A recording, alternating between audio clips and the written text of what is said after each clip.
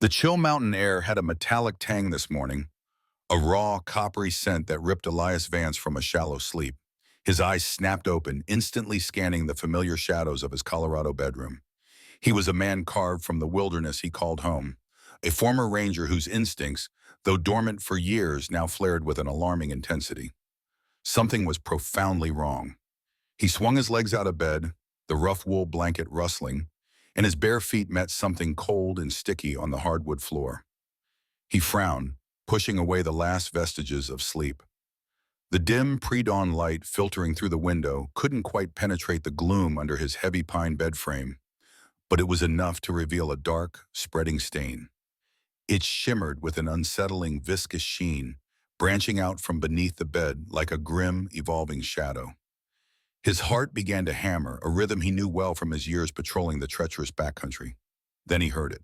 A low, ragged breath, a sound that was less a sigh and more a struggle, rasping from the darkness just inches from his head. It was large, and it was wild. Elias's dread solidified, forming a knot in his stomach. He reached for his phone on the nightstand, his fingers fumbling slightly, and thumbed on the flashlight. He aimed the beam into the deep shadows beneath his bed. For a frozen second, only dust motes danced in the light. Then, two luminous orbs materialized, glowing amber with an unnerving intensity. They were whiskied, dilated, fixed on him. A low growl, more a shuddering rumble than a threat, vibrated through the floorboards. It wasn't a bobcat, not a coyote quaimai. This was a full-grown mountain lion, massive and terrifyingly still, its powerful body a heap of tangled fur and raw, bleeding flesh. "A puma, in my house," Elias whispered, the words catching in his throat, a mix of disbelief and sheer primal awe. "How?" His gaze instinctively swept the room, landing on the large forest-facing window. The heavy-duty glass, designed to withstand the harsh mountain elements, was shattered, its frame bent inward like torn aluminum. Jagged shards glinted on the sill and floor, glistening with crimson. A desperate, impossible entry. This animal hadn't wandered in. It had fled here. The conflict slammed into Elias with the force of a physical blow. His mind raced, cataloging the immediate dangers, then the protocols. Call wildlife services. That was the rule, the standard procedure. But he knew the drill. An injured predator, especially one that had entered a human dwelling, usually meant a tranquilizer dart, a trip to the facility, and more often than not, euthanasia. A wild animal once too close to man rarely got a second chance. But looking into those terrified, pain-filled amber eyes, Elias felt a different conviction stir. One forged in decades of respecting the raw, untamed spirit of the wild. This wasn't just an animal, this was a creature seeking refuge, fighting for its life. To condemn her was to betray everything he believed in. He knew the risk, the sheer folly of it all. Saving her himself was dangerous, perhaps impossible, but the alternative was unbearable. Against all common sense, against every protocol he'd ever learned, Elias made his choice. Deep moral conviction and a profound surge of compassion overruled his fear. He wouldn't call them. He would save her. He moved quietly, deliberately, retrieving his worn leather first aid kit from the bathroom cabinet, then gathering clean towels, an old flashlight, and a bottle of antiseptic. His movements were slow, precise, the rhythm of a man preparing for a life-or-death operation. Returning to the bed, he knelt down, his gaze fixed on the hidden cat.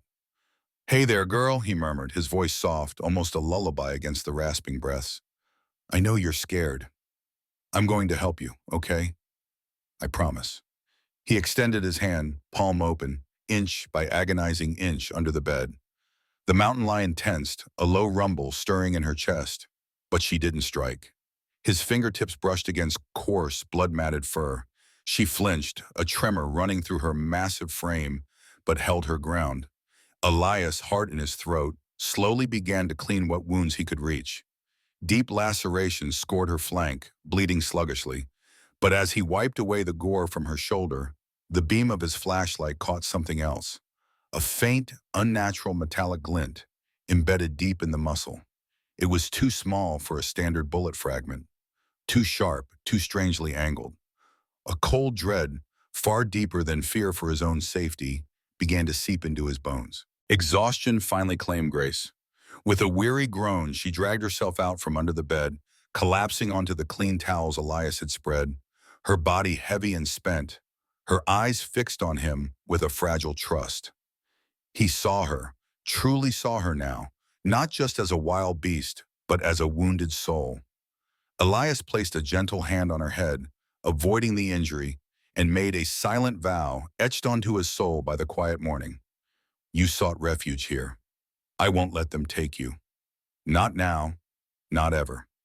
He felt the strange metal fragment under his fingers, a silent, unsettling question, hinting at something far more sinister than a hunting accident. A delicate, almost ritualistic routine began to unfold in Elias's quiet mountain home. Each morning he meticulously cleaned the deep lacerations on the mountain lion's flank and shoulder, the antiseptic scent mingling with the lingering coppery tang of blood. He changed her bandages with slow, deliberate movements, always speaking to her in a low, soothing tone, a constant stream of quiet reassurances. He offered her fresh water in a wide bowl and raw meat, carefully placed within her reach. He decided to call her Grace, a name born of reverence for her sheer will to survive in the improbable sanctuary she'd found. With each passing day, Grace's initial terror and aggression slowly receded, replaced by a tentative tolerance. Her muscles, once perpetually coiled and tense, began to relax under his touch. The low growls became less frequent, her amber eyes less wary. The fear in Elias's own heart, though never entirely absent, softened into a profound sense of responsibility. On the third day, an impossible moment occurred. Elias was crouched beside her, carefully applying fresh salve to a particularly nasty gash, when Grace, without warning, pushed her massive head against his thigh, then rested it gently on his lap.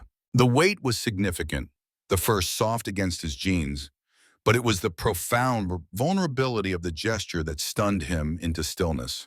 A wild predator choosing to expose her throat, to offer such unreserved trust. It defied everything he knew about these magnificent, solitary creatures. He swallowed, a lump forming in his throat, and tentatively, reverently, stroked the warm fur behind her ears. Later that same day, during a painstaking bandage change, Elias's fingers once again brushed against the embedded metallic glint. With a pair of fine-tipped tweezers from his old field kit, he carefully worked at the tiny protrusion. It slid free with a faint click. He held it up to the light, a minuscule, gleaming metallic device, no bigger than a grain of rice, intricately engineered. It was clearly not a bullet fragment, nor any standard animal tag he had ever encountered in his decades as a ranger. Its surface shimmered with an almost invisible, complex etching. As he cleaned the surrounding wounds, he also noticed a faint, unusual residue. It wasn't blood or dirt. It possessed a subtle, almost ethereal bioluminescence, barely perceptible in the dim light, and it rubbed off on his gloves, leaving a faint, clinging sheen. This, this isn't right, Elias murmured to himself, his voice raw, holding the tiny chip between his thumb and forefinger. His ranger's instincts, honed by years of observing the natural world, screamed foul play. This isn't just a hunter's bullet. Who put this here? What is this stuff? The implications of such advanced, concealed technology, combined with the strange residue, hinted at something far more sinister than simple poaching. This was deliberate. This was targeted. Grace watched him from her makeshift bed of blankets, her amber eyes fixed on him with an unusual, almost intelligent intensity, as if understanding the significance of the tiny, menacing object in his hand.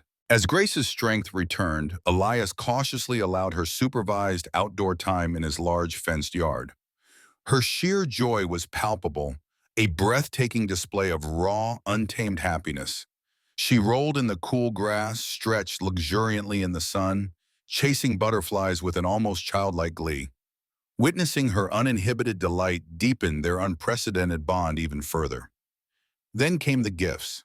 A perfectly green leaf, once a smooth river stone, and on one occasion a very confused garden snake, deposited carefully at his feet outside the back door. Grace would sit expectantly, head cocked, watching him. These acts of gratitude and connection, utterly defying scientific understanding of mountain lion behavior. Both humbled and astonished Elias. By the third week, Grace had truly made herself at home. One cold evening, Elias was startled awake by a familiar weight. Grace had jumped onto his bed, nudged him gently, and curled up at the foot, a warm, purring mass of muscle and fur. It was a monumental milestone of trust, a profound comfort in his solitary life, yet it also sounded a deep alarm. This was no ordinary animal. He lay there, stroking her soft fur as she slept, the tiny chip now safely locked away. "You're asking me for more than just healing, aren't you?" he whispered to the sleeping Grace. "You're asking for protection." The truth hit him with chilling clarity. This was far more complex than a simple animal rescue. Grace's injuries, the advanced tracking device, the bizarre residue, they all pointed to a deliberate, hidden agenda. Elias realized his responsibility extended beyond mending wounds. He had to keep her safe not just from the dangers of the wild, but from humans who pursued her with sinister intent. Grace's physical healing was nothing short of miraculous. Her wounds, meticulously tended by Elias, closed rapidly, leaving behind faint scars beneath her tawny fur. But with her strength, her wild instincts surged. The confines of the house, once a sanctuary, now chafed. Her amber eyes held a restless energy, a longing for the sprawling wilderness that was her true home. Elias knew it was time to prepare her for release. He began taking her on increasingly long drives deep into the remote, pristine sections of the forest he knew so well. He'd open the back of his truck, allowing her to leap out and explore, hoping she would reconnect with the scents and sounds of her natural habitat, gently nudging her towards independence. One crisp afternoon, as they drove along a rarely used logging road, Grace, usually calm in the truck's bed, suddenly became intensely agitated.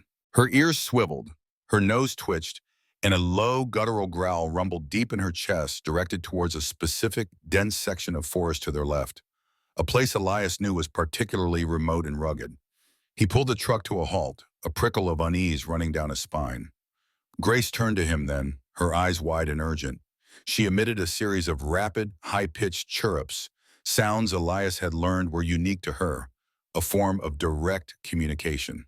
She leaped out of the truck, but instead of ranging freely, she paused, looking back at him, then nudged her head towards the forest, a clear invitation. She wasn't fleeing, she was leading. Against his better judgment, compelled by her insistence, Elias grabbed his pack and followed, Grace moving ahead, deliberately guiding him through dense underbrush and over fallen logs. She stopped abruptly near an ancient, gnarled pine, its roots twisting like arthritic fingers out of the earth. She lowered her head, nudging a patch of disturbed soil with her nose, then looked up at Elias, her eyes intense. Kneeling, Elias brushed away layers of pine needles and damp earth. Beneath, camouflaged perfectly, was a sleek metallic disc, roughly the size of his palm. It was embedded flush with the ground, wires disappearing into the earth. A faint, rhythmic pulse emanated from it, almost imperceptible, a silent thrum against the forest's natural quiet. This wasn't a poacher's trail camera. This wasn't a researcher's wildlife sensor. This was sophisticated, clearly engineered, designed to be hidden and clandestine. "Grace, how did you know?" Elias breathed, astonishment lacing his voice. He looked around the silent, ancient woods. "What is this place? What are these things?" Grace watched the device, a strange mix of fear and knowing in her amber eyes. She looked from the sensor to Elias, then back again, her gaze unwavering. The message was unmistakable. This is the danger. This was what had wounded her, what she had escaped, what she had led him to. A chilling clarity settled over Elias. Grace wasn't just an injured animal he'd rescued. She was a messenger, a conduit, guiding him to concrete evidence of a systematic covert operation. The tiny chip he had extracted from her shoulder suddenly made horrifying sense. They weren't hunting her, they were tracking her, monitoring her, for reasons unknown but undoubtedly sinister. He pulled out his phone, his hands steady despite the tremor in his gut, and carefully photographed the device from multiple angles. He then used a small trowel from his pack to collect samples of the surrounding soil and plant life, meticulously bagging them.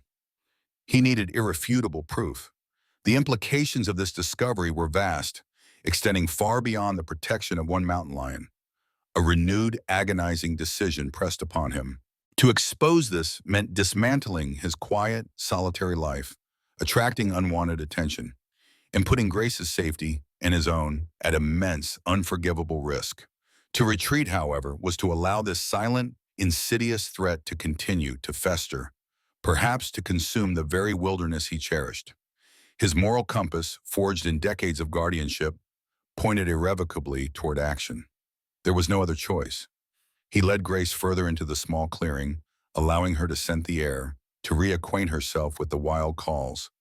But she stayed close, a shadow at his side, occasionally turning her head to look back at him, still communicating a need for his presence, his protection, his understanding of the silent war brewing in the mountains. Back within the perceived safety of his mountain home, Elias plunged into a frantic, desperate research mission. The tiny tracking chip, no longer a mere anomaly, felt like a burning coal in his palm. The camouflage sensor array, photographed and analyzed, whispered of an invisible threat. He reached out to old ranger contacts, men he'd trusted for decades. But their responses were subtly evasive, filled with uncomfortable pauses and curt, non-committal answers. A chill ran down his spine. The silence itself was a hint, suggesting a wider, deeper cover-up. Hours bled into days, fueled by strong coffee and an unshakable sense of urgency.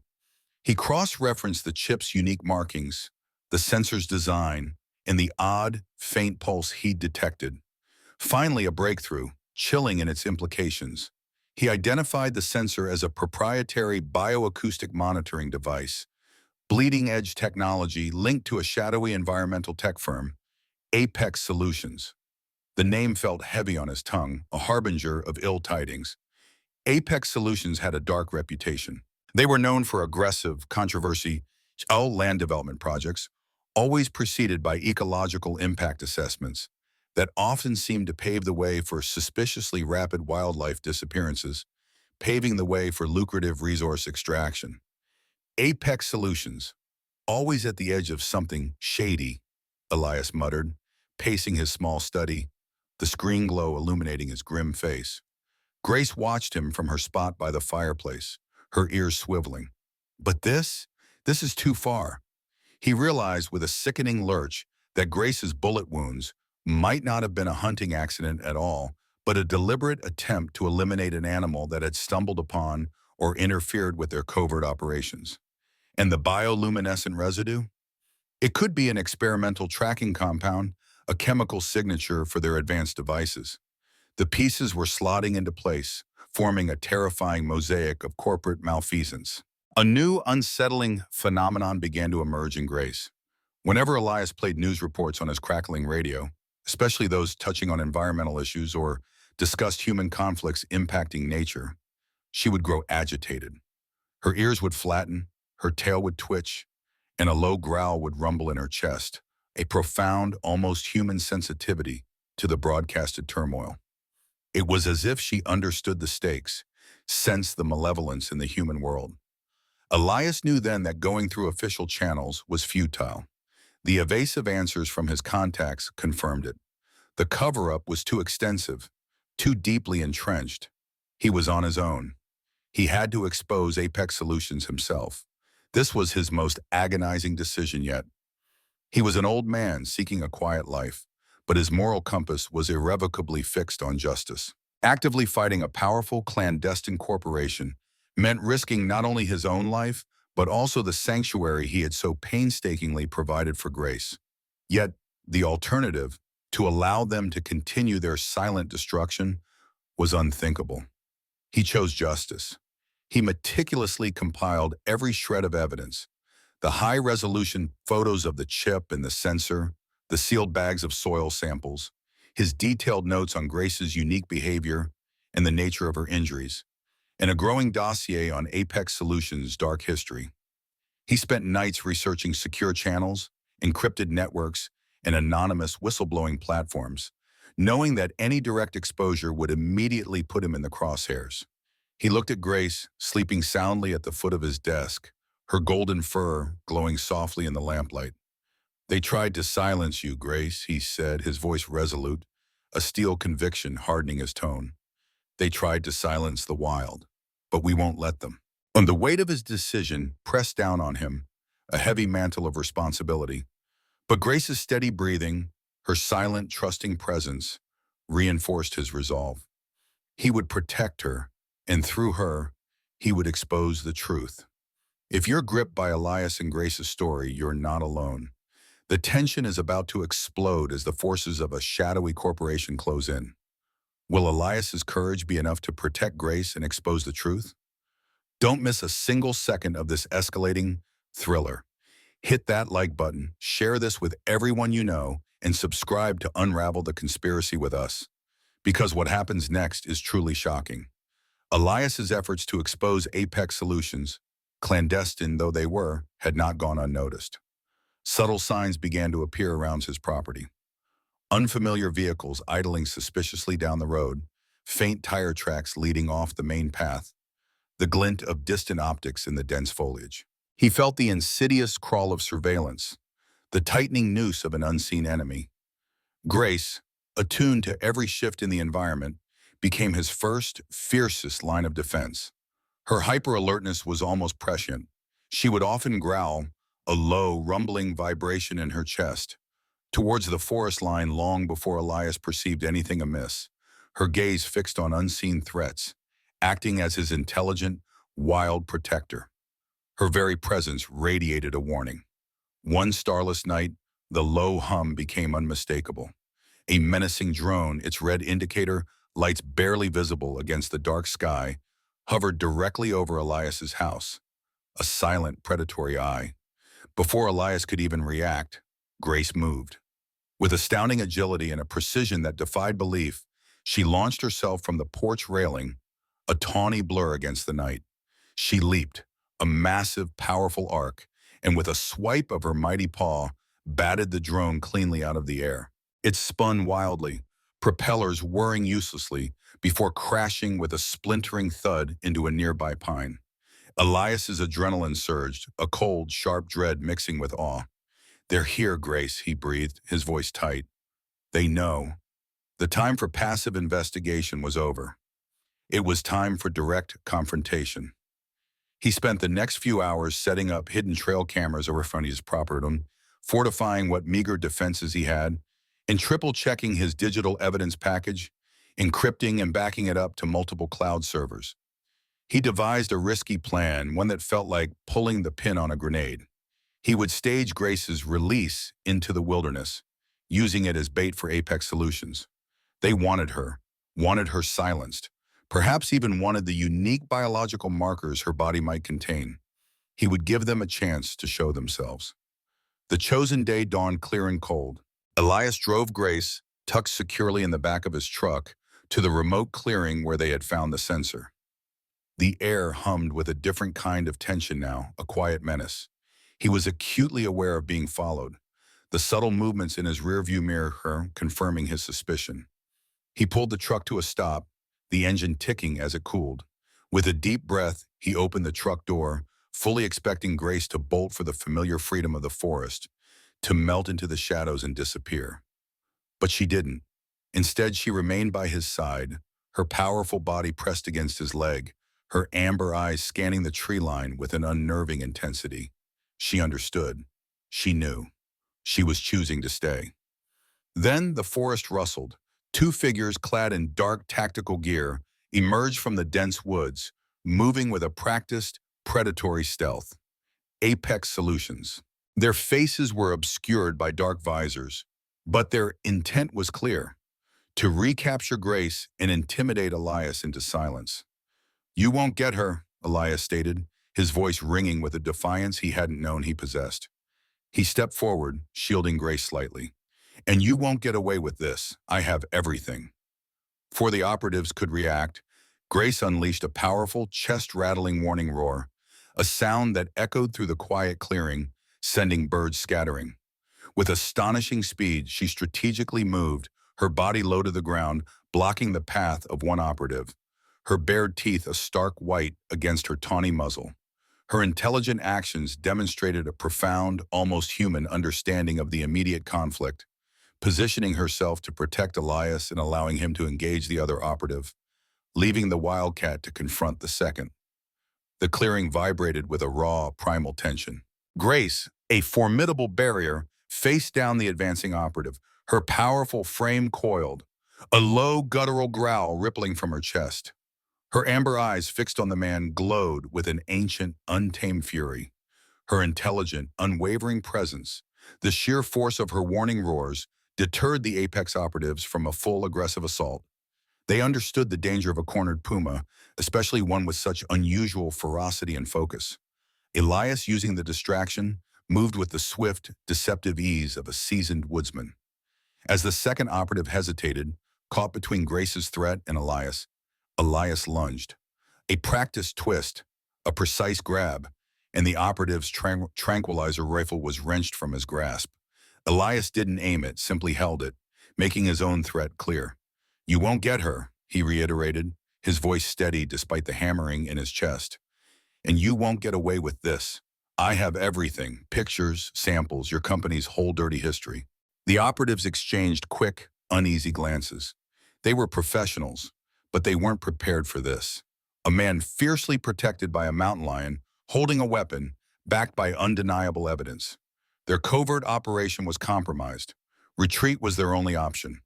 With a final lingering glare of frustrated malice, they melted back into the shadows of the forest, disappearing as quickly as they had appeared. Elias didn't waste a second. Back home, adrenaline still thrumming, he immediately released his compiled evidence. He didn't use the anonymous channels he'd researched. Instead, he contacted Sarah Jenkins, a trusted, independent journalist he knew from his ranger days, a woman with integrity and a deep respect for the truth. Sarah understood the gravity of the story instantly. The exposé broke wide open. Apex Solutions' illegal activities, their clandestine biomonitoring of endangered species, the manipulation of sensitive habitats for their development projects, and their brutal attempts to silence those who interfered, were laid bare for the world to see. A public outcry ensued, fierce and righteous. Official investigations were launched, subpoenas issued, and the vast, corrupt network began to unravel. After the confrontation, Grace lingered for a moment, pressing her head against Elias's leg, a silent acknowledgement. Then, with a fluid, silent grace that belied her power, she melted into the forest. A wild spirit returned to her rightful place. Elias was left alone, victorious, but with a profound ache in his heart. Months later, as the snow receded and the vibrant green of late spring painted the Colorado mountains, Elias sat on his back patio, a peaceful solitude settling around him. He was no longer just a recluse. He had become a quiet yet firm advocate for wildlife protection, lending his voice and experience to conservation efforts. The sun warmed his weathered face as he sipped his coffee, listening to the birdsong. Then, at the edge of the forest, Grace reappeared. But she was not alone. Two small spotted cubs, tiny bundles of muscle and fur, tumbled playfully at her feet. They were a vivid, undeniable display of unprecedented gratitude and trust, a new generation born from her ordeal. Tears welled in Elias's eyes, blurring the edges of the magnificent sight. "You did it, Grace," he whispered, his voice thick with emotion. "We did it. A new beginning." Grace stayed longer than usual, allowing Elias to witness her thriving family, a powerful symbol of life protected from human greed, a testament to the resilience of the wild. Finally, with a soft nudge, she gathered her cubs, leading them back into the deep woods. It was a final, poignant farewell, signifying not an end, but a shared legacy. Elias found a renewed purpose, becoming a quiet legend. His extraordinary story with Grace, a testament to impossible connections, the wild's extraordinary intelligence when threatened, and the profound impact of one man's agonizing decision to stand for what's right, forever intertwined with the untamed heart of the mountains. Elias Vance, the weathered ranger, had woken that day to the coppery smell of blood, his instincts, dormant for years, firing to life.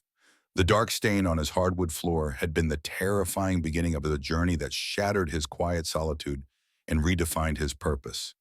His agonizing decision to protect Grace, the gravely injured mountain lion, against all odds, led him down a path far more dangerous and profound than he could have ever imagined. He risked everything, uncovering a sinister conspiracy by Apex Solutions to exploit the wilderness. And with Grace's extraordinary trust and intelligence, he exposed their dark agenda. The confrontation in the clearing, Grace's defiant roar, and his unwavering resolve became the turning point. Months later, as Grace, vibrant and free, brought her cubs to his forest edge, Elias found not just peace but a renewed calling. The stain of blood on his floor had transformed into a testament to an impossible connection, a wild alliance that brought justice to the mountains. His quiet legend, born from a desperate choice, now echoed through the very wilderness he protected, a powerful reminder that even in the face of human greed, the wild would always find a way to thrive, and heroes would answer its call.